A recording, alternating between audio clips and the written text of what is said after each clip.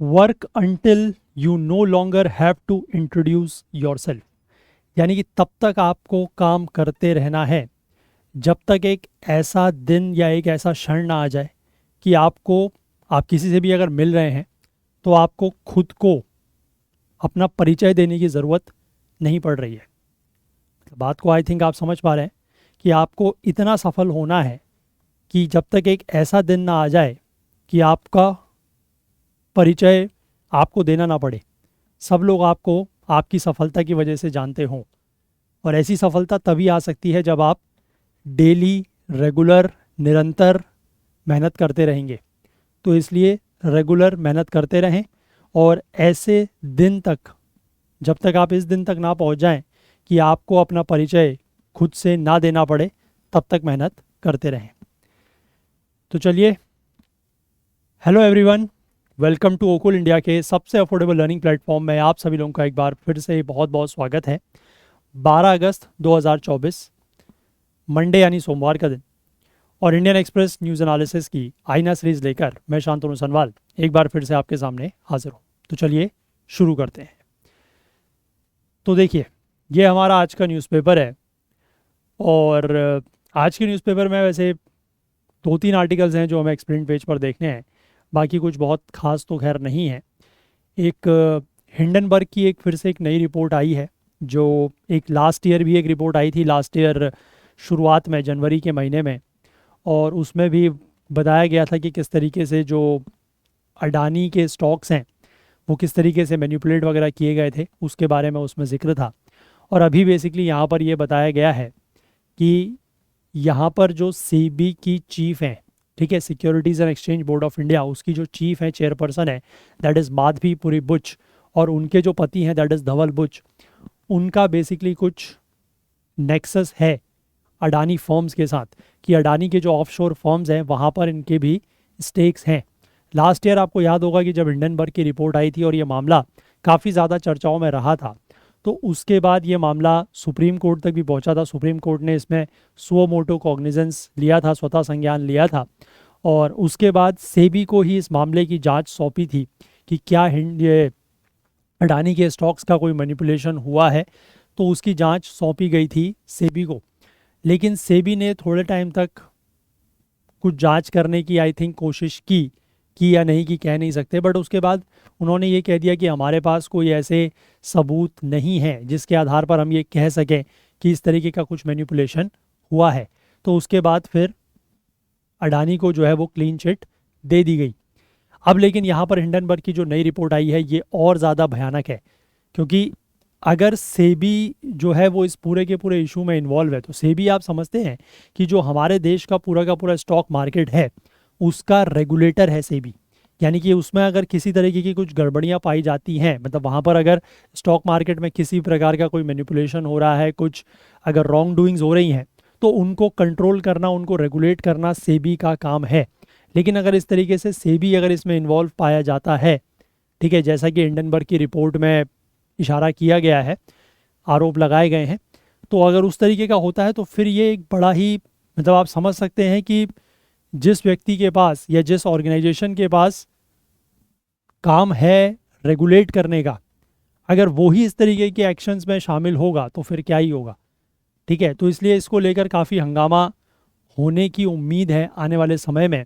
और अपोजिशन ने इस पर जो है वो जेपीसी की मांग की है, जॉइंट पार्लियामेंट्री कमेटी की मांग की है कि वो इसकी जांच करे, और हो सकता है कि मामला अगेन सुप्रीम कोर्ट तक पहुंचे, मे बी या तो पीआईएल्स के थ्रू, या हो सकता है कि सुओ मोटो कॉग्निजेंस भी सुप्रीम कोर्ट की तरफ से लिया जाए, है ना। लेकिन अब देखते हैं आने वाले समय में, आने वाले दिनों में ये मामला लेकिन चर्चा में तो रहेगा। ठीक है, चलो आगे हम लोग अगर बढ़ें तो बीच के पेजेस में कोई खास न्यूज़ नहीं है, हम लोग सीधे एक्सप्लेन पेज की 2-3 न्यूज़ देखेंगे। ठीक है, एक्सप्लेन पेज में बेसिकली 3 आर्टिकल है जो हमें डिस्कस करने हैं, वो मैं आपको यहाँ पर दिखा देता हूँ।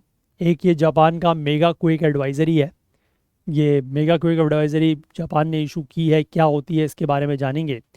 और 2 जो नासा के एस्ट्रोनॉट्स हैं, दैट इज़ सुनीता विलियम्स और बुच विल्मोर, ये इंटरनेशनल स्पेस स्टेशन में गए थे जून के महीने में, 1 हफ्ते के लिए हालांकि गए थे, लेकिन जिस स्पेसक्राफ्ट के थ्रू ये गए थे उसमें कुछ गड़बड़ियाँ होने की वजह से ये वापस नहीं आ पाए, और अब ये कहा जा रहा है कि ये फरवरी 2025 तक इंटरनेशनल स्पेस स्टेशन में ही रहेंगे, उसके बाद ये वापस आ पाएंगे। तो इस बारे में भी बात करेंगे हम लोग। और इसके बाद नीचे एक आर्टिकल दिया हुआ है जो क्लीन प्लांट प्रोग्राम है उसको लेकर, हालांकि मैंने इसका जिक्र आपको परसों भी एक आर्टिकल में किया था, बट थोड़ा सा डिटेल में दिया गया है तो इसको भी हम लोग देखेंगे। ठीक है, चलिए तो एक एक करके इन आर्टिकल्स को हम लोग देखना शुरू करते हैं, starting with the first one, that is the first ever mega quake advisory issued by Japan. अब इसका क्या मतलब है?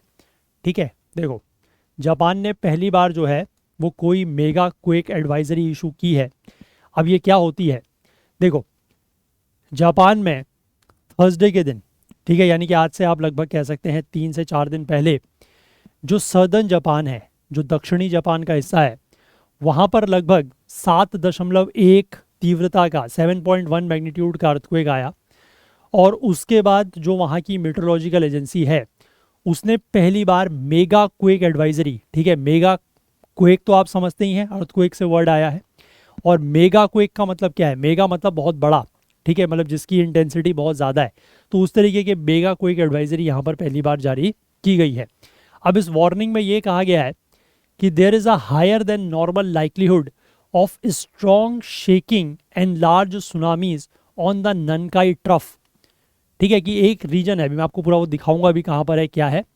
ननकाई ट्रफ एक रीजन है, वहाँ पर इस बात की मतलब ये जो वार्निंग जारी की गई है उसमें ये कहा गया है कि इस बात की सामान्य से ज़्यादा उम्मीद है, ठीक है, हायर देन नॉर्मल लाइक्लीहुड है कि ये जो ननकाई ट्रफ का रीजन है यहाँ पर स्ट्रॉन्ग शेकिंग हो सकती है, क्योंकि अर्थक्वेक है तो इसकी वजह से यहाँ पर बहुत तेज़ी से शेक हो सकता है, ज़्यादा शेक हो सकता है, और लार्ज सुनामीज जो हैं वो भी पैदा हो सकती हैं।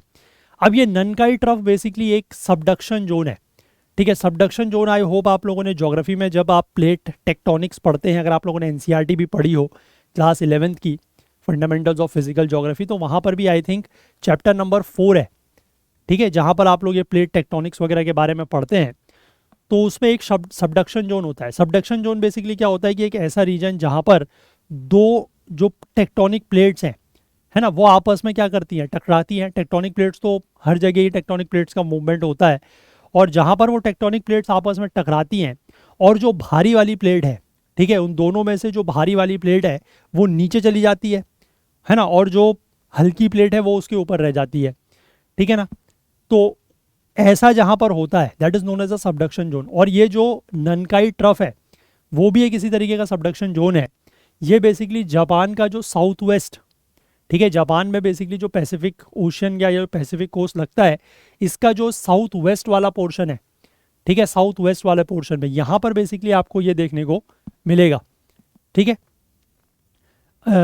मैं आपको इसको अगर एक बार दिखाऊं तो आप ये देख सकते हैं, ठीक है, ये जो यहाँ पर कलर्ड पोर्शन इस तरीके से शेडेड दिया गया है, यही बेसिकली वो ननकाई ट्रफ वाला रीजन है, ठीक है। ये आप देख सकते हैं कि यहाँ पर अगर आप इसको,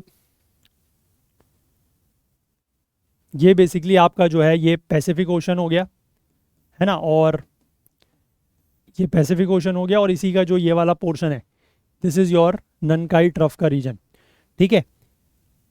अब इसी में मैं अगर आपको आगे एक और चीज़ दिखाऊं तो आप इस ऐसे भी देख सकते हैं, ठीक है, यहाँ पर भी आपको ये इमेज में दिख रहा है कि ये बेसिकली वही जापान का रीजन है। ये बेसिकली ये जो लाइन आपको दिख रही है ये एक ननकाई ट्रफ की लाइन है, सबडक्शन जोन है, जहाँ पर दो जो टेक्टोनिक प्लेट्स हैं वो आपस में टकराती हैं, जो हैवियर प्लेट्स है वो नीचे सिंक कर जाती है, ठीक है।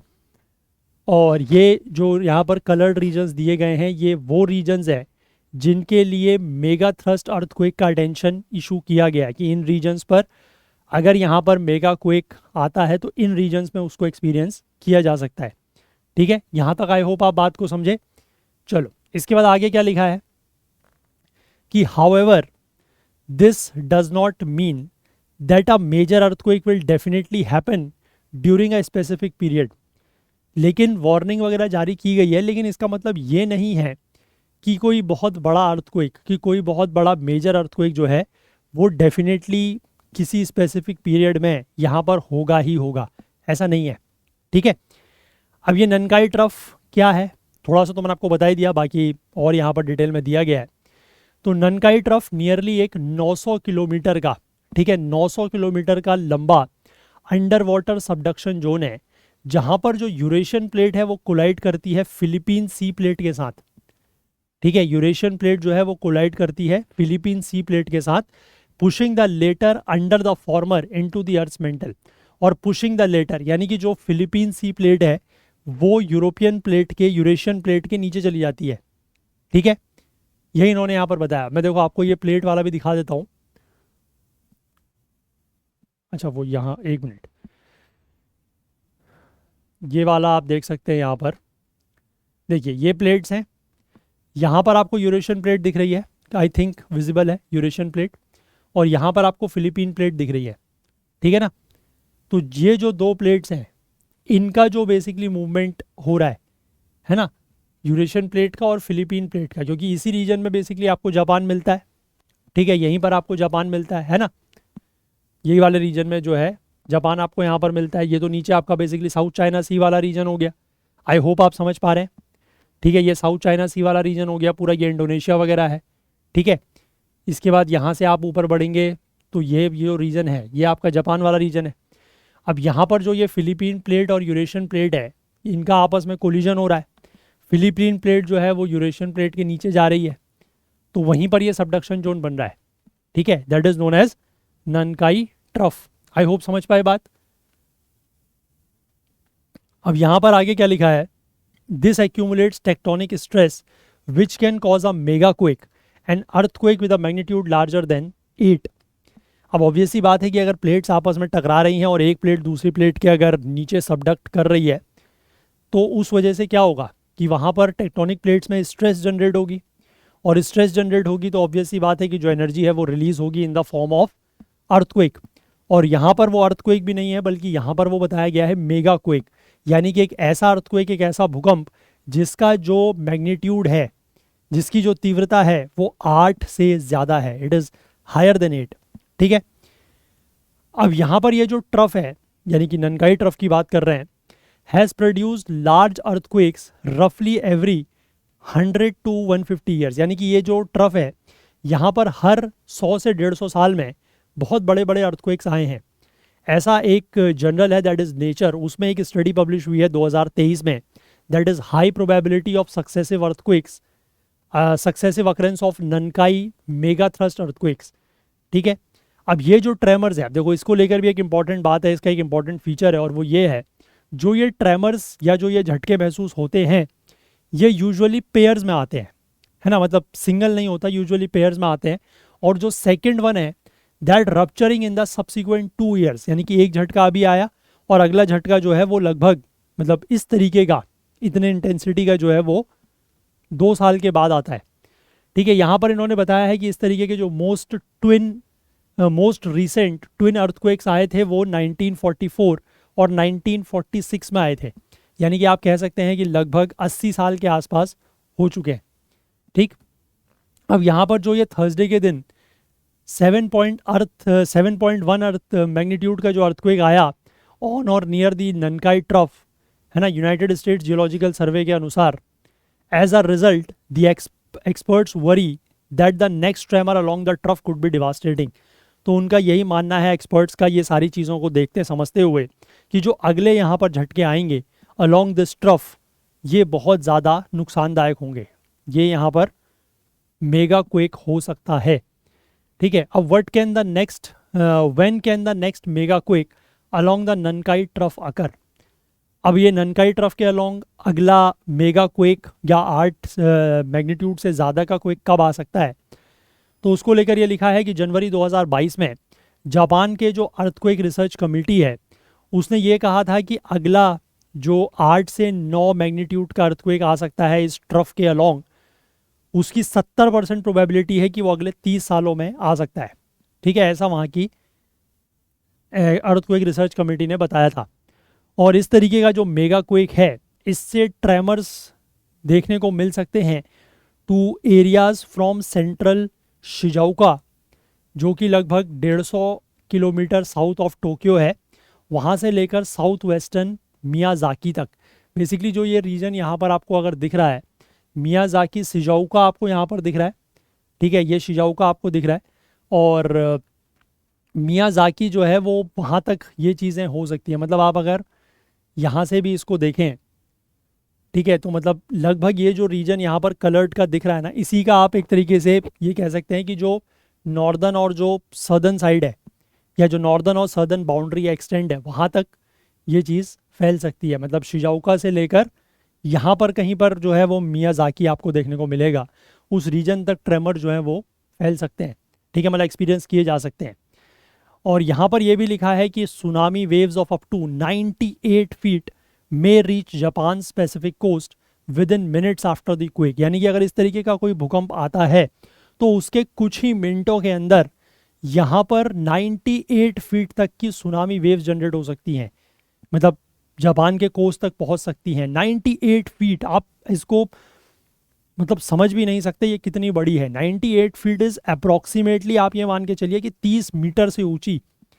ठीक है, 30 मीटर से ऊंची वेव्स, वेरी डिवास्टेटिंग। अगर मतलब जो भी उस वेव्स के रास्ते में आएगा तो बचने का कोई सवाल ही नहीं है। 2013 में एक गवर्नमेंट रिपोर्ट में ये पाया गया था कि major Nankai trough earthquake could impact an area that covers about a third of Japan and where about half of the country's population of more than 120 million people lives. तो वहाँ पर यह बताया गया था कि अगर ननकाई ट्रफ के अलोंग कोई भूकंप आता है तो इसकी वजह से लगभग 1/3 जापान जो है वो मतलब प्रभावित हो सकता है, और लगभग जो जापान की आधी आबादी है वो भी इससे अफेक्टेड हो सकती है। और इकोनॉमिक डैमेज की अगर हम बात करें तो लगभग $1.5 ट्रिलियन का नुकसान इससे हो सकता है, जो कि जापान की एनुअल जीडीपी का लगभग 1/3 से ज़्यादा है। लेकिन अब अगला सवाल ये आता है कि क्या अर्थक्वेक को प्रेडिक्ट किया जा सकता है। ऑब्वियस सी बात है कि अर्थक्वेक को प्रेडिक्ट करने के अभी तक तो कोई तरीके नहीं है। तो यहाँ पर भी यही लिखा हुआ है कि ऐसा नहीं किया जा सकता, अर्थक्वेक का प्रेडिक्शन तो नहीं हो सकता है। An accurate prediction of an earthquake needs a precursory signal from within the earth indicating a big quake is coming on the way. यानी कि अगर अर्थक्वेक का प्रेडिक्शन करना चाहते हैं, एक्यूरेट प्रेडिक्शन अगर अर्थक्वेक का करना चाहते हैं, तो उसके लिए अर्थ के नीचे से, मतलब विद इन दी अर्थ जहाँ पर फोकस होता है ना, जहाँ पर अर्थक्वेक वेव्स जनरेट होना शुरू होती हैं, वहाँ से कुछ सिग्नल्स मिलने चाहिए जिससे ये पता लगे कि कोई बड़ा क्वेक, कोई बड़ा अर्थक्वेक जो है वो चल रहा है, वहाँ से निकल रहा है बाहर की तरफ। And signal must also occur only before large earthquakes so that it does not indicate every small movement with in the earth surface. और ये जो सिग्नल हैं वो इस तरीके के होने चाहिए कि सिर्फ जब लार्ज अर्थक्वेक्स आ रहे हों तभी वो सिग्नल्स मिले, क्योंकि अदरवाइज अर्थ के अंदर तो मूवमेंट जो है वो हमेशा होता रहता है ना। कुछ ना कुछ वेव्स जो है वो हमेशा जनरेट होती रहती हैं, है ना। छोटे मोटे अर्थक्वेक तो हर सेकंड आते हैं, ठीक है, जिनका मैग्नीट्यूड 1-2 के आसपास रहता है, तो वो तो हमेशा आते रहते हैं।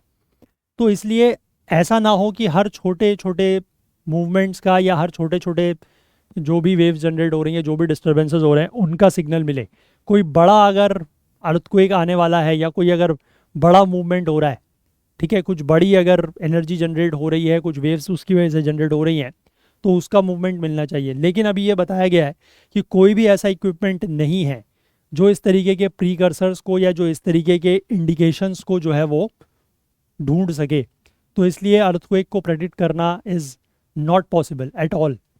अभी तक भी इतने सारी टेक्नोलॉजी डेवलप हो चुकी है, लेकिन अभी तक हम लोग कोई ऐसा तरीका, मतलब all through out the world कोई ऐसा तरीका नहीं ढूंढ पाए हैं साइंटिस्ट जिसकी वजह से अर्थक्वेक को प्रेडिक्ट किया जा सके। ठीक है, आई होप आप समझ गए। अच्छा, यहाँ पर एक बात ये भी लिखी गई है कि जो ये जापान ने एडवाइजरी जारी की है अभी, ये सिर्फ एक वार्निंग है। ठीक है, ये कोई प्रेडिक्शन नहीं है कि आने वाले समय में भूकंप आएगा, सिर्फ एक वार्निंग जारी की गई है। और ताकि मतलब जो लोग हैं वो उसके लिए पहले से तैयार रहें, है ना, अपने इवैक्यूएशन रूट्स वगैरह को प्रिपेयर करके रखें कि अगर भूकंप आता है तो बचने के लिए कैसे निकलना है। और साथ ही साथ मतलब फ्यूचर के लिए पोटेंशियल वार्निंग्स दी गई हैं, ठीक है, कि आने वाले समय में ऐसा कुछ हो सकता है। बट उसको आप एज अ प्रेडिक्शन नहीं मानेंगे, it is not a prediction. ठीक है, कि आने वाले समय में इस दिन इस समय पर भूकंप आएगा ही आएगा, ऐसा कुछ नहीं है। ठीक है, तो आई होप आप बात समझ गए, क्लियर है। देखो यहाँ पर भी मियाज़ाकी और शिज़ुओका जो है वो दिखाया हुआ है इन्होंने। ठीक है, चलो आई होप क्लियर हो गया ये कि मेगा क्वेक क्या है, ननकाई ट्रफ के बारे में आई होप आप समझ गए होंगे। चलिए आगे बढ़ें अगले आर्टिकल पर। ये जो आईएसएस वाला आर्टिकल है इंटरनेशनल स्पेस स्टेशन में, उसकी बात करेंगे। तो गेटिंग स्टक इन स्पेस, ठीक है, स्पेस में फंस जाना, स्पेस में मोर देन शेड्यूल्ड रहना, उसके पीछे क्या है अब वो देखते हैं। देखो, तो ये पूरा का पूरा मामला है क्या, ठीक है। देखो इसमें क्या हुआ मैं आपको बताता हूँ, या आई होप आपको इतना में दिख रहा है। देखो, जिस स्पेसक्राफ्ट से ये दो एस्ट्रोनॉट्स यानी कि सुनीता विलियम्स और बुच विल्मोर जो हैं, जिस स्पेसक्राफ्ट से ये इंटरनेशनल स्पेस स्टेशन में गए थे, उसमें कुछ टेक्निकल स्नैग या कुछ तकनीकी गड़बड़ी जो है वो आ गई, और उसकी वजह से हुआ ये कि जितना इनका प्लान्ड स्टे था कि हमें इतने समय तक वहाँ पर रहना है, उससे ज़्यादा समय के लिए इनको स्पेस में अब रहना पड़ेगा। पिछले हफ्ते नासा ने ये कहा है कि इनको वापसी करने के लिए लगभग फरवरी 2025 तक, मतलब अभी हम लोग अगस्त में हैं, अगस्त, सितंबर, अक्टूबर, नवंबर, दिसंबर, तो 5 महीने लगभग इस महीने के मान के चलिए, इस साल के, और अगले साल के फिर लगभग 1-2 महीने, तो लगभग 6-7 महीने के आसपास इनको अभी वहाँ पर और रहना पड़ेगा। हालांकि ये एक अनप्रेसिडेंटेड सिचुएशन है कि जनरली ऐसी सिचुएशंस पहले आई नहीं है, लेकिन ऐसा नहीं है कि इनकी जान को कोई खतरा है, ठीक है, इनको किसी प्रकार का कोई खतरा नहीं है, ये बिल्कुल भी डेंजर में नहीं है। आईएसएस जो है वो कंफर्टेबली इनको अगले 6 महीने के लिए वहाँ पर रख सकता है, मतलब आईएसएस में ये लोग रह सकते हैं, इंटरनेशनल स्पेस स्टेशन में। करंटली जो है वो स्पेस स्टेशन में 7 एस्ट्रोनॉट्स और हैं इनके अलावा, और आईएसएस बेसिकली एक परमानेंट स्पेस लेबोरेटरी है जो अर्थ को ऑर्बिट करती रहती है at a distance of about 400 kilometre, है ना, 400 किलोमीटर की हाइट पर वो अर्थ का चक्कर लगाता रहता है और कंटिन्यूसली मैंड रहता है, मतलब अब हमेशा जो है वो एस्ट्रोनॉट्स इंटरनेशनल स्पेस स्टेशन में रहते हैं। और सन 2000 में नवंबर महीने के बाद कभी भी ऐसा नहीं हुआ है कि इंटरनेशनल स्पेस स्टेशन में एस्ट्रोनॉट्स ना हो, हमेशा वहाँ पर एस्ट्रोनॉट्स अब रहते हैं, ठीक है। इसके बाद अगला पॉइंट ये है कि this is not the first time that astronauts have had to extend their stay at the ISS due to technical glitches. ऐसा पहली बार भी नहीं हो रहा है कि कुछ तकनीकी गड़बड़ी की वजह से कुछ एस्ट्रोनॉट्स को अपना जो स्टे है वो एक्सटेंड करना पड़ रहा है आईएसएस में।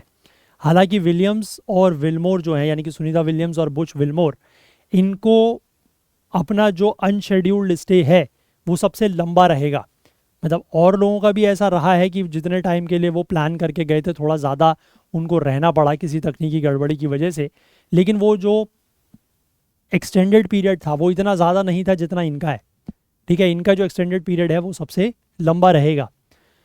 अब इसके बाद अगला सवाल ये आता है कि ये स्पेस में फंस कैसे गए। तो देखो, विलियम्स और विल्मोर जो हैं वो आईएसएस में गए थे बोइंग के स्पेसक्राफ्ट में जिसका नाम था स्टारलाइनर। इसके बारे में हम लोगों ने पहले बात की है, जून के महीने में ये वहाँ गए थे, ठीक है। इस स्पेसक्राफ्ट ने जो है वो आईएसएस में पहले भी 2 चक्कर लगाए हुए हैं, लेकिन ये पहली बार था जब ये एस्ट्रोनॉट्स को कैरी करके ले गया था, ठीक है। पहले भी ये गया था कार्गो शिप के, मतलब कार्गो स्पेसक्राफ्ट के रूप में सामान वगैरह लेके, बट एस्ट्रोनॉट्स को ये पहली बार लेके गया। अब लॉन्च से पहले ही स्टारलाइनर के प्रोपल्शन सिस्टम में कुछ हीलियम जो होती है, हीलियम गैस, उसकी कुछ लीकेज पाई गई, लेकिन उसको ये मतलब उसको ये कहा गया कि ये कोई बहुत सीरियस नहीं है कि इस जर्नी को जो है वो अबेंडन कर दिया जाए।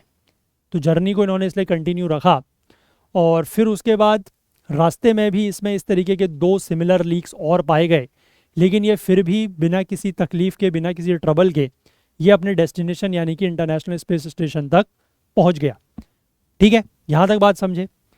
अब उसके बाद क्या हुआ, जब ये इंटरनेशनल स्पेस स्टेशन के साथ डॉक हुआ तो जो बाकी 2 एस्ट्रोनॉट्स हैं, मतलब यही जो 2 एस्ट्रोनॉट्स हैं, इनको अंदर ट्रांसफ़र कर दिया गया आईएसएस में। अब उसके बाद हुआ क्या, फिर इसमें और प्रॉब्लम आ गई। अब और प्रॉब्लम आ गई तो फिर यहाँ पर ये सवाल उठने लगे कि अगर ऐसी स्थिति में इनको इसी स्पेसक्राफ्ट से वापस भेजा जाएगा तो फिर इनकी सेफ्टी या इनकी सुरक्षा जो है वो खतरे में पड़ सकती है।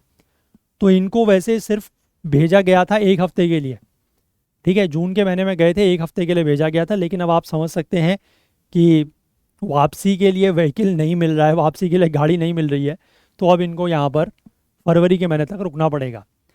अभी तक जो है, जो ग्राउंड इंजीनियर्स हैं वो जितने भी इश्यूज उसमें हैं ये स्पेसक्राफ्ट स्टारलाइनर में, उसको पूरी तरीके से रिजॉल्व नहीं कर पाए हैं। और इसी वजह से जो सुनीता विलियम्स और बुच विल्मोर हैं वो वहाँ पर फंस गए हैं, क्योंकि उनको वापसी के लिए, घर आने के लिए वापसी में व्हीकल नहीं मिल रहा है। ठीक है, मतलब रास्ते में खड़े हैं और वापस आना चाहते हैं, लेकिन वापस आने के लिए, मतलब रास्ते में क्या खड़े हैं, एक तरीके से कहीं पर गए हैं और वापस आना चाहते हैं, लेकिन वापसी का के लिए गाड़ी नहीं मिल रही है। ठीक है, ऐसे समझ सकते हैं। अब दोनों ही जो नासा और बोइंग है उनका ये कहना है कि स्टार लिंक जो है वो बहुत जल्द ठीक हो जाएगा। ठीक है, इन ऑर्डर बैक, बहुत जल्दी बैक इन ऑर्डर होगा ये।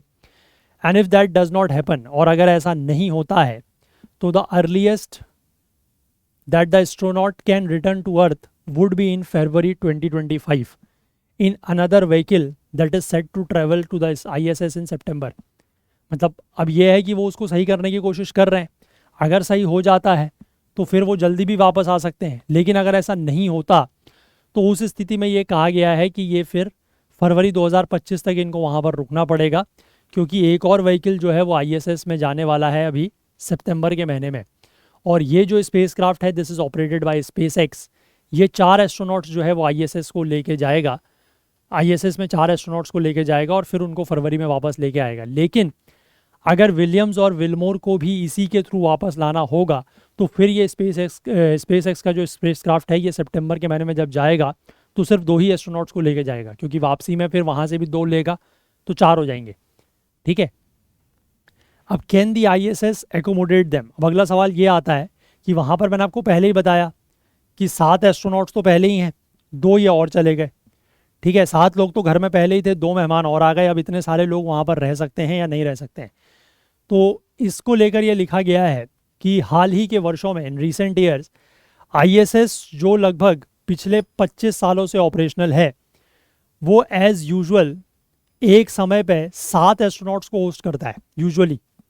ठीक है, मतलब नॉर्मल कंडीशंस में। और ये जो एस्ट्रोनॉट्स हैं ये जनरली 5 देश या रीजन से बिलोंग करते हैं, जिनकी स्पेस एजेंसी इस फैसिलिटी को, यानी कि इंटरनेशनल स्पेस स्टेशन को मैनेज करती है। और ये 5 देश या रीजन्स कौन कौन से हैं? दैट इज़ यूनाइटेड स्टेट्स यानी कि अमेरिका, रशिया, जापान, कनाडा और यूरोप। ये 5 देश हैं। ठीक है, अब ये जो एस्ट्रोनॉट्स हैं ये वहाँ पर कई तरीके के स्पेस बेस्ड एक्सपेरिमेंट्स करते हैं, और खुद भी इनके ऊपर एक्सपेरिमेंट्स होता है ना। मतलब ये देखने के लिए कि आउटर स्पेस में ह्यूमन बॉडीज़ के ऊपर, मतलब आउटर स्पेस का जो एनवायरनमेंट है उसका ह्यूमन बॉडीज़ के ऊपर क्या असर पड़ता है। तो ये खुद भी वहाँ जाके एक्सपेरिमेंट करते हैं और खुद इनके ऊपर भी एक्सपेरिमेंट हो रहा होता है एक तरीके से। लेकिन इन सब के बावजूद जो ISS है वो लार्ज इनफ है, वो काफ़ी बड़ा है कि वो और एस्ट्रोनॉट्स को भी एकोमोडेट कर सकता है।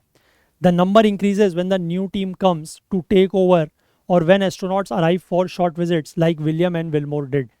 ठीक है, अब ये संख्या जो है वो ऑब्वियस सी बात है बढ़ जाती है जब नई टीम जो है वो टेक ओवर करने आती है। तो ऐसा तो है नहीं कि अगर 5-6 लोग अंदर घुसे तो 5-6 लोग बाहर निकल गए उसी समय, ऐसा तो होगा नहीं, है ना। जो बाहर से आए हैं वो थोड़े टाइम के लिए वहाँ पर रुकेंगे, उसके बाद ही पुराने वाले लोग बाहर निकलेंगे। तो ऐसा हो जाता है। या कभी कभार जैसे अभी ये सुनीता विलियम्स और बुच विल्मोर 1 हफ्ते के लिए गए थे, तो उस तरीके की सिचुएशन हो जाती है, तो उसमें फिर ये बढ़ जाती है संख्या। ठीक है, अब यहाँ पर नासा का ये कहना है कि this facility is bigger than a typical 6 bedroom apartment in the US। ठीक है, कि अमेरिका में जितने 6 बेडरूम के अपार्टमेंट होते हैं उससे बड़ा है ये इंटरनेशनल स्पेस स्टेशन। इसमें जो है वो 6 स्लीपिंग क्वार्टर्स हैं, 2 बाथरूम्स हैं और 1 जिम भी है। और जब विजिटिंग स्पेसक्राफ्ट इसके साथ अटैच होता है या डॉक होता है तो फिर और ज़्यादा स्पेस क्रिएट हो जाती है।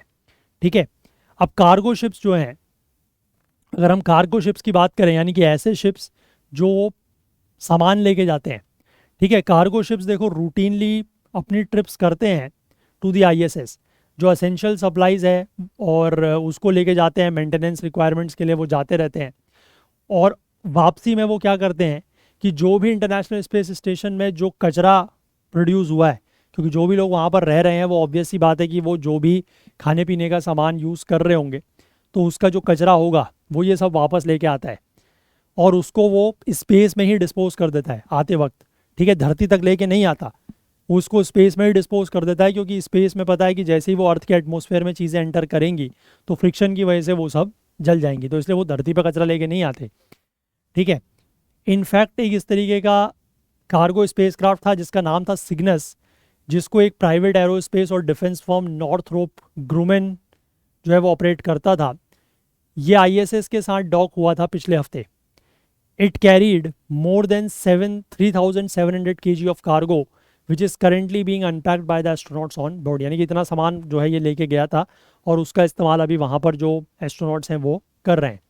And it will remain docked with the space station till January, after which it will return to earth. और ये वहाँ पर उसके साथ अभी रहेगा। ठीक है, उसके साथ ये डॉक किया हुआ यानी कि एक तरीके से अटैच हुआ और रहेगा जनवरी तक, उसके बाद ये वापस आएगा।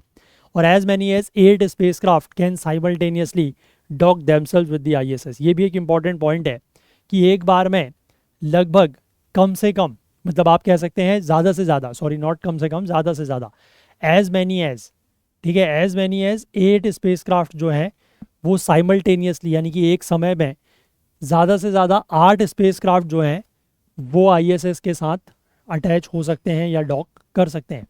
ये भी इंपॉर्टेंट पॉइंट है। ठीक है। अब लेकिन एक प्रॉब्लम है, ये सवाल आपके मन में हो सकता है कि आ रहा हो कि जो कार्गो शिप्स हैं वो फ्रीक्वेंट ट्रिप्स करते रहते हैं, तो जो एस्ट्रोनॉट्स वहाँ पर फंसे हुए हैं, सुनीता विलियम्स और बुच विल्मोर की फ़िलहाल बात करें, तो उनको इस तरीके के कार्गो शिप से वापस क्यों नहीं लाया जा सकता? क्योंकि वापस तो कार्गो शिप भी आएगा, तो उससे वापस क्यों नहीं लाया जा सकता? अब कार्गो शिप्स जो हैं वो इस तरीके के एस्ट्रोनॉट्स को वापस इसलिए नहीं ला सकते क्योंकि उनमें इस तरीके के स्पेशल कैप्सूल्स नहीं होते जिसमें जो मतलब ह्यूमंस के लिए ज़रूरी हो। ठीक है, कार्गो शिप्स एक तरीके से वो कार्गो स्पेसक्राफ्ट है, तो कार्गो है तो उसमें तो सिर्फ सामान लेके गए होंगे वो, उसमें ऐसी फैसिलिटी तो होगी नहीं जो ह्यूमंस के लिए रिक्वायर्ड हो, है ना। इसलिए कार्गो शिप्स का इस्तेमाल, कार्गो स्पेसक्राफ्ट का यूज़ ह्यूमंस के ट्रैवल के लिए नहीं किया जा सकता। ये बात आई होप समझ गए होंगे आप। अब इसके बाद आगे लिखा है कि have astronauts stayed in space for a long duration, कि क्या जो एस्ट्रोनॉट्स हैं वो स्पेस में लंबे ड्यूरेशन के लिए, लंबे अंतराल के लिए रहे हैं। तो 9 to 10 मंथ्स स्पेस में स्पेंड करना, स्पेस में बिताना, ये हालांकि बहुत लंबा समय है लेकिन अनयूजुअल नहीं है।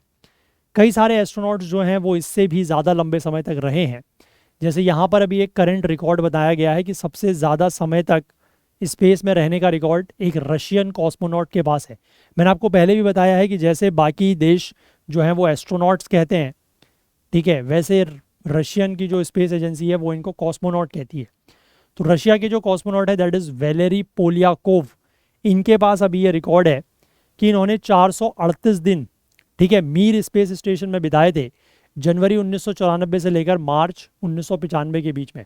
और रशिया का जो ये मीर स्पेस स्टेशन था ये आईएसएस से पहले हुआ करता था और 1986 से लेकर 2001 के बीच में ये ऑपरेशनल था। उसके बाद इसको जो है वो नीचे ला दिया गया। तो एक तो सबसे ज़्यादा स्पेस में दिन बिताने का जो रिकॉर्ड है वो किसके पास है? रशिया के वेलोरी पोलियाकोव के पास। ठीक है। और मोर रिसेंटली अगर हम बात करें तो एक यूएस के भी एस्ट्रोनॉट हैं दैट इज़ फ्रैंक रूबियो।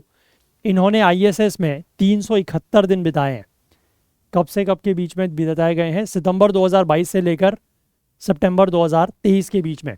और कुछ ऐसे एस्ट्रोनॉट्स भी हैं इंक्लूडिंग विमेन जिन्होंने 300 से ज़्यादा दिन स्पेस में बिताए हैं। अब ये विलियम्स और विल्मोर जो हैं ये लाइकली 250 से ज़्यादा दिन बिताएंगे जब तक ये वापस नहीं आते हैं, है ना। और जिन दोनों ही एस्ट्रोनॉट्स की ये इंटरनेशनल स्पेस स्टेशन में तीसरी विजिट है। जब सुनीता विलियम्स पहली बार गई थी 2006 से 7 के बीच में तो उन्होंने 196 दिन वहाँ पर बिताए थे। 2012 में जब दोबारा गई थी तो उन्होंने 127 दिन वहाँ पर बिताए थे। और विल्मोर ने अपनी जो दोनों प्रीवियस विजिट्स हुई हैं 2015 और 14 और 15 में, उसमें कुल मिलाकर 178 या 178 दिन वहाँ पर बिताए हैं। अब इसके बाद अगला सवाल ये है कि what happens to the human body in the space, कि स्पेस में ह्यूमन बॉडी के ऊपर क्या असर पड़ता है या क्या होता है ह्यूमन बॉडी के ऊपर।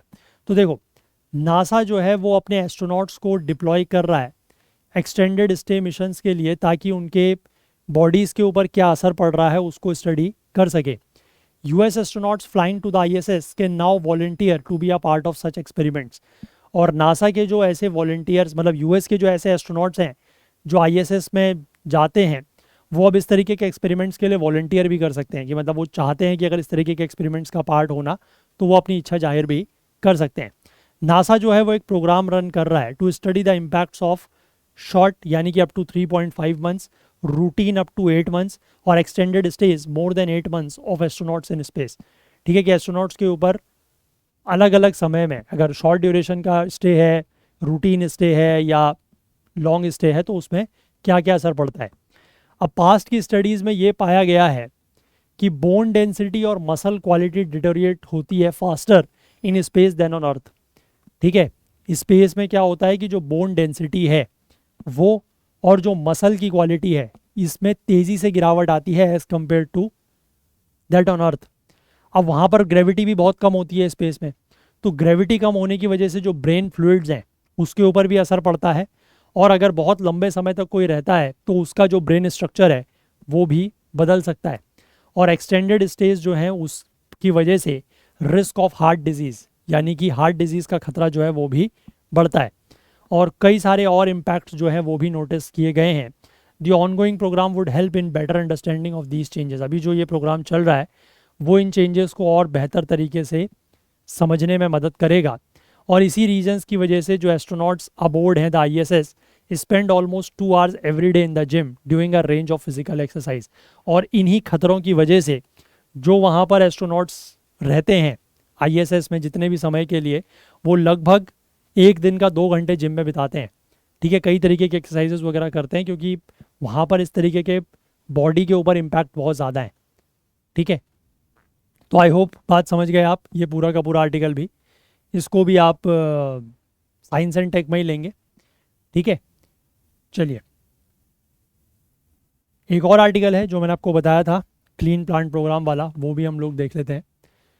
तो वैसे क्लीन प्लांट प्रोग्राम के बारे में अभी 2-3 दिन पहले भी मैंने डिस्कस किया था, बट इस आर्टिकल को यहाँ पर समझें, थोड़ा सा डिटेल में दिया गया है। तो how centre's clean plant programme plans to boost production of fruits. ठीक है, मैंने बताया था कि हॉर्टिकल्चर प्रोग्राम्स के लिए, हॉर्टिकल्चर क्रॉप्स के लिए है। तो यहाँ पर सवाल ये है कि कैसे ये जो केंद्र का सेंट्रल क्लीन प्लांट प्रोग्राम है इसमें क्या प्लान किया गया है कि जो फ्रूट्स का प्रोडक्शन है उसको कैसे बूस्ट किया जाए। ठीक है, देखो तो यहाँ पर जो यूनियन कैबिनेट यानी कि जो केंद्रीय कैबिनेट है उसने फ्राइडे के दिन अप्रूव किया है, that is the clean programme. और इसका एम क्या है कि जो हॉर्टिकल्चर क्रॉप्स हैं उनकी यील्ड और उनकी प्रोडक्टिविटी को बढ़ाना। पहली बार ये जो प्रोग्राम है इसको इंट्रोड्यूस किया गया था 2023 फरवरी के अंतरिम बजट में, और CPP यानी कि clean plant programme is also targeted at enhancing the quality of fruit crops across the nation. ठीक है, फ्रूट क्रॉप्स की क्वालिटी को बढ़ाना ये भी इसका एक टारगेट है। मिनिस्ट्री ऑफ एग्रीकल्चर ने इसके लिए लगभग 1765 करोड़ रुपए जो है वो मांगे हैं, और इसमें से आधा जो है वो mission for integrated development of horticulture उसके बजट में से जाएगा, और बाकी आधा जो है वो एशियन डेवलपमेंट बैंक से लोन लिया जाएगा। अब ये CPP कैसे काम करेगा, तो इसके 3 मेन कंपोनेंट है।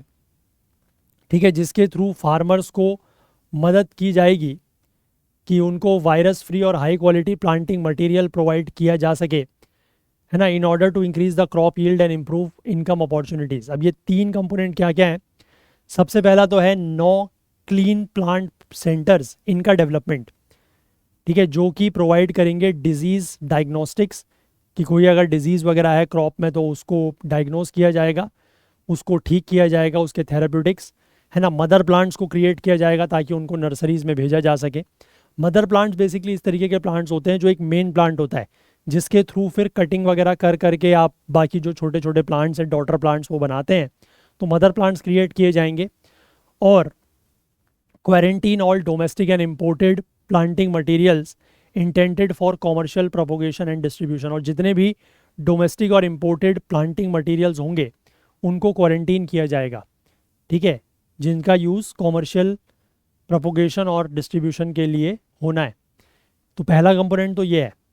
उसके बाद अच्छा, इसमें आगे बढ़ें तो यहाँ उससे पहले आप यहाँ पर जो ये 9 सेंटर्स हैं इनका अगर मैं जिक्र कर लूँ तो यहाँ पर पुणे में जो सेंटर है that will be the CPC for grapes. ठीक है, और ये लिंक रहेगा national research centre for grapes Pune के साथ। बेंगलुरु में अगर हम बात करें तो जो वहाँ का CPC होगा वो 4 क्रॉप्स को कैटर करेगा, that is mango, guava, dragon fruit और एवोकाडो। इसके बाद नागपुर में अगर हम बात करें तो वहाँ पर सिट्रस फ्रूट्स के लिए सीपीसी बनाया जाएगा। नागपुर वैसे भी आपको पता है कि सिट्रस फ्रूट संतरे वगैरह के लिए फेमस है, ऑरेंजेस के लिए, है ना। तो ये डेवलप किया जाएगा at the central citrus research institute Nagpur में। ये बेंगलोर वाला जो है ये लिंक रहेगा Indian institute of horticulture research Bengaluru के साथ। इसके बाद बीकानेर में भी सिट्रस फ्रूट्स के लिए एक और सीपीसी बनाया जाएगा और इसको डेवलप किया जाएगा central institute of arid horticulture Bikaner में। श्रीनगर में अगर हम बात करें तो सीपीसी जो है वो टेम्परेट फ्रूट्स के लिए, जैसे कि एप्पल, आलमंड, वॉलनट, बेरीज, इन सब के लिए डेवलप किया जाएगा at the central institute of temperate horticulture Srinagar में। इसके बाद मुक्तेश्वर की अगर हम बात करें, मुक्तेश्वर मतलब इधर उत्तराखंड में ही, ठीक है, बाकी तो जगह आपको पता भी होंगी शायद, तो इसलिए मैंने आपको बताया नहीं। मुक्तेश्वर यानी कि उत्तराखंड में यहाँ पर एक सीपीसी बनाया जाएगा टेम्परेट फ्रूट्स के लिए ही, ठीक है, जो यहाँ का ये central institute of horticulture temperate horticulture का जो रीजनल स्टेशन है मुक्तेश्वर में, वहाँ पर डेवलप किया जाएगा इसको। इसके बाद अगर हम बात करें सोलापुर में, सोलापुर महाराष्ट्र में, तो वहाँ पर पोमीग्रेनेट यानी कि अनार के लिए जो सीपीसी है वो जो है वो डेवलप किया जाएगा और इसको लिंक किया जाएगा national research centre on pomegranate Solapur के साथ। ईस्ट इंडिया में अगर हम बात करें तो यहाँ पर ट्रॉपिकल और सब ट्रॉपिकल प्लांट्स के लिए सीपीसी बनाया जाएगा और in collaboration with 2 ICRs, ICAR के जो East India horticulture centres in West Bengal और झारखंड है उसके साथ मिलके। और लखनऊ में जो सीपीसी है वो डेवलप किया जाएगा फॉर मैंगो, गुआवा एंड लीची के लिए। और इसमें जो सेंट्रल इंस्टीट्यूट फॉर सब ट्रॉपिकल हॉर्टिकल्चर है वो इसको डेवलप करेगा, ठीक है। तो ये 9 सिटीज़ में 9 जो प्लांट्स हैं, क्लीन प्लांट सेंटर्स हैं, उनका मैंने आपको जिक्र बता दिया। और जिनके साथ भी ये लिंक्स है ना, वो सारे के सारे ICAR के ही इंस्टीट्यूट हैं, ठीक है, क्लियर है। चलो, इसके बाद जो दूसरा कंपोनेंट है that is enhancement of infrastructure including the development of large scale nurseries. जो मतलब इंफ्रास्ट्रक्चर है उसको इन्हेंस किया जाएगा, ठीक है। लार्ज स्केल में नर्सरीज डेवलप की जाएंगी ताकि एफिशिएंट मल्टीप्लिकेशन हो सके क्लीन प्लांट मटेरियल का, जो कि मदर प्लांट्स वगैरह हैं, ठीक है। Obtain from the CPCs will be multiplied in nurseries and distributed to farmers. Obvious सी बात है कि ये जो जैसे क्लीन प्लांट प्रोग्राम, जो क्लीन प्लांट सेंटर्स हैं, यहाँ पर जो चीज़ डेवलप की जाएगी, यहाँ पर जो प्लांटिंग मटेरियल डेवलप किया जाएगा वो आएगा नर्सरीज़ में, फिर नर्सरीज़ में उनको मल्टीप्लाई किया जाएगा, है ना, मतलब उनकी संख्या बढ़ाई जाएगी, उसके बाद फार्मर्स को दिया जाएगा, ठीक है। तो इसलिए यहाँ पर इंफ्रास्ट्रक्चर डेवलपमेंट, या एक तरीके से कह सकते हैं कि नर्सरीज़, जो लार्ज स्केल नर्सरीज़ हैं उनका डेवलपमेंट यहाँ पर किया जाएगा ताकि जो क्लीन प्लांट सेंटर से जो भी प्लांटिंग मटेरियल मिल रहे हैं उनको मल्टीप्लाई किया जा सके। इसके बाद है creation of regulatory and certification process to ensure thorough accountability and traceability in the production and sale of planting material, ठीक है। एक रेगुलेटरी और सर्टिफिकेशन प्रोसेस बनाया जाएगा ये सुनिश्चित करने के लिए कि जो प्लांटिंग मटेरियल का प्रोडक्शन हो रहा है, जो उनकी सेल हो रही है, उसमें अकाउंटेबिलिटी हो और उसको ट्रेस भी किया जा सके। अब CPP यानी कि क्लीन प्लांट प्रोग्राम की क्या ज़रूरत है, तो यहाँ पर पहले ये डेटा दिया गया है कि भारत में India is the second largest producer of fruits and vegetables. जो मेजर या मेन हॉर्टिकल्चरल क्रॉप्स होती हैं फ्रूट्स और वेजिटेबल्स, भारत उनका दुनिया में दूसरे नंबर का सबसे बड़ा प्रोड्यूसर है आफ्टर चाइना। अच्छा, चाइना में सबसे ज़्यादा फ्रूट्स एंड वेजिटेबल्स होती है इसके हिसाब से तो ऐसा ही लग रहा है, बट चाइना वाले खाते क्या हैं वो आपको पता है, ठीक है। अब ऐसा क्यों है आई डोंट नो, इसका मतलब वो सारा का सारा फिर एक्सपोर्ट ही कर रहे हैं, ठीक है। मतलब ये डेटा देख के तो यही लग रहा है, क्योंकि इसमें लिखा है कि इंडिया सेकेंड लार्जेस्ट प्रोड्यूसर है चाइना के बाद, यानी कि चाइना सबसे ज़्यादा प्रोड्यूस कर रहा है दुनिया में फ्रूट्स एंड वेजिटेबल्स, लेकिन खा तो वो पता नहीं किस किस तरीके के जानवर रहा है, ठीक है। जिनको अगर आप उसका एक बार वीडियो भी देख लें तो बड़ा ही अजीब सा फील होगा आपको, ठीक है।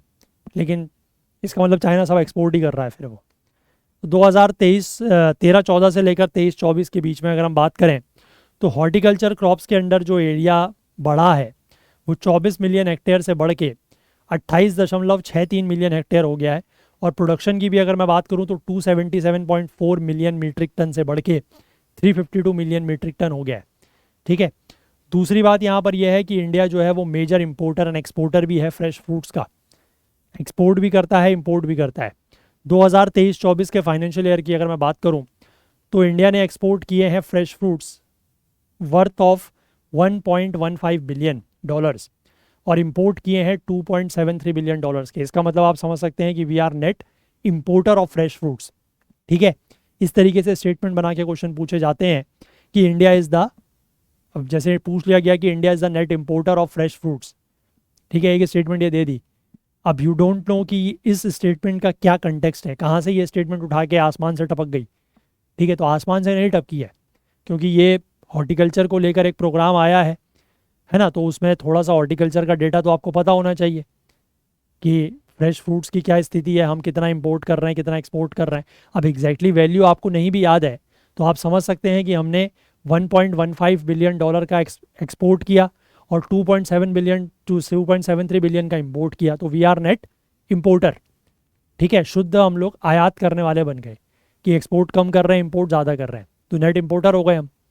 ठीक है, अब इसके बाद ये लिखा है कि देश में जो फ्रूट के कंजम्पशन की डिमांड बढ़ रही है, तो इस वजह से demand has specifically increase for planting materials of foreign apples and exotics such as avocados and blueberries.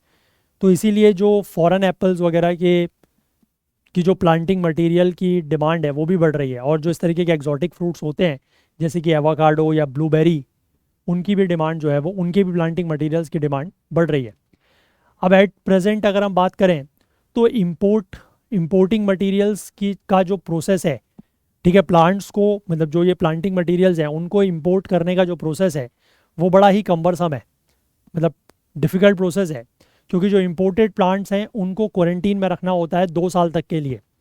अब सीपीसीज जो है वो इस पीरियड को कम करके 6 महीने करेंगे ताकि ये फार्मर्स के लिए आसान हो सके कि डिज़ीज़ फ्री, है ना, यानी कि कोई भी बीमारी मुक्त और जेन्युइन प्लांटिंग मटेरियल उनको हॉर्टिकल्चरल क्रॉप्स के लिए मिल जाए।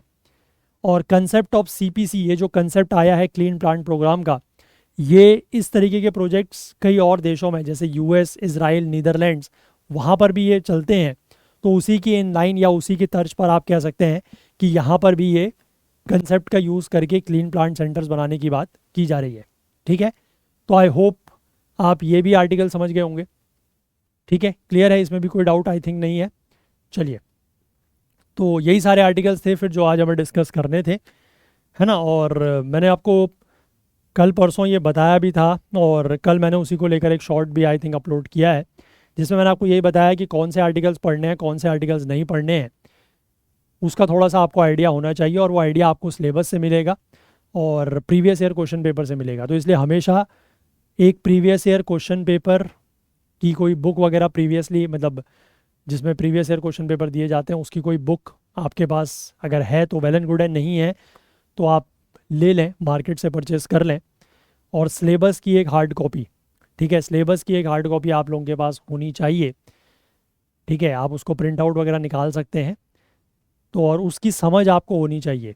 और क्योंकि वो सिलेबस आपके पास अगर नहीं है और प्रीवियस ईयर क्वेश्चंस नहीं है, तो आपको फिर ये आइडिया नहीं लगेगा कि व्हाट टू स्टडी। ठीक है, कि क्या पढ़ना है क्या नहीं पढ़ना है। और ख़ासकर जैसे स्टैटिक्स में तो चलो फिर भी थोड़ा सा आसान है कि बुक्स वगैरह में आपको पता ही है कि ऑलमोस्ट चीज़ें सिलेबस की होती हैं, तो वो पढ़ना ही है। प्रॉब्लम आती है जब आप करंट अफेयर्स या न्यूज़पेपर कवर करते हो। ठीक है, और अगर आप खुद से कवर कर रहे हो तो वो और ज़्यादा प्रॉब्लमेटिक है। अगर आप किसी के ऐसे सेशंस वगैरह देख रहे हो तो फिर तो ठीक है कि चलो वो आपको गाइड कर देंगे, जैसे अब हमारे साथ हो, तो हमने आपको बताया कि इसके अलावा कोई और आर्टिकल न्यूज़पेपर में नहीं है जो आपके एग्ज़ाम पॉइंट ऑफ व्यू से रेलिवेंट हो, तो वो ठीक है, वो आप समझ गए बात। लेकिन अगर आपको नहीं पता तो फर्स्ट ऑफ ऑल आपको ये चीज़ फिगर आउट करने में ही टाइम लगेगा। ठीक है, अगर आप खुद से पढ़ते हो तो, बट कोई बात नहीं, अगर आप खुद से पढ़ रहे हो तो आप एक सेल्फ स्टडी कर रहे हो, वो भी एक अच्छा तरीका है। और उसमें थोड़ा सा एफर्ट्स आपके ज़्यादा लगेंगे definitely, but it's also a good technique, good method. आप खुद से करें बट थोड़ा थोड़ा चीज़ों को सीखें कि करना कैसे है। ठीक है, गलत ना करें, क्योंकि गलत अगर आप करते हैं तो आपका टाइम भी वेस्ट है, एफर्ट्स भी वेस्ट हैं। गलत तरीके से कुछ ना करें, जो भी कर रहे हैं सही तरीके से करें। अगर आपको नहीं आइडिया है तो यू कैन आस्क, आप पूछ सकते हैं। ठीक है, हमसे पूछ लें, या अदरवाइज़ भी आपके पास अगर कोई और गाइड मेंटर्स हैं आप उनसे भी बात कर सकते हैं, कहीं भी हैं कुछ भी, मतलब ऐसा तो है नहीं कि आप सब कुछ हमसे ही पढ़ रहे हैं। ठीक है, तो डेफिनेटली आप कहीं ना कहीं और से भी कुछ ना कुछ गाइडेंस मेंटरशिप ले रहे होंगे। ठीक है, क्योंकि हमारे पास तो उस तरीके के प्रोग्राम्स अभी अवेलेबल हैं नहीं, तो वो मैं आपको उसके लिए फोर्स भी नहीं कर सकता। ठीक है, बट मतलब मेरा कहने का अर्थ ये है कि खुद से अगर तैयारी कर भी रहे हैं तो एटलीस्ट कहीं ना कहीं से एक थोड़ा सा एक हेल्पिंग हैंड या एक, मैं कहूँगा एक गाइडिंग हैंड आपके ऊपर होना चाहिए। That's it.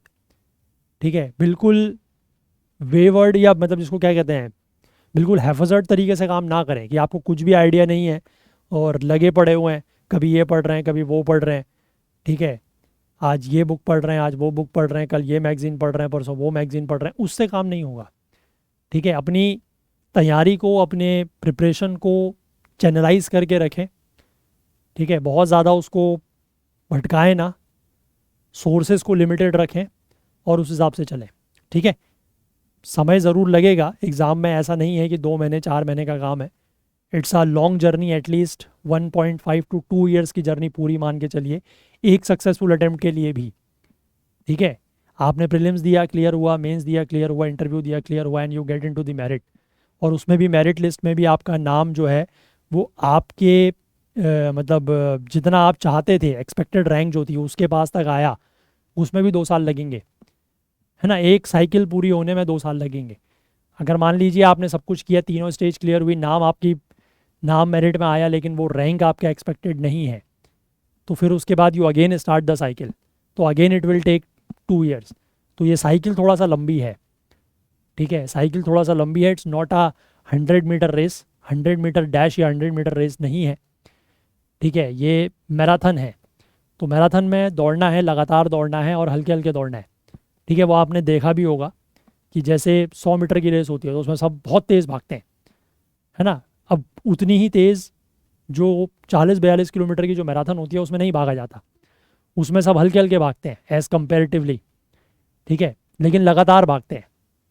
तो आपको भी एक मैराथन रनर बनना है, हल्के हल्के भागना है और लगातार भागना है, बस। ठीक है, चलिए, और बहुत तेज़ नहीं भागना है। सबसे बड़ी बात यह है कि बहुत तेज़ नहीं भागना है, अपना स्टेमिना कंट्रोल करके चलना है।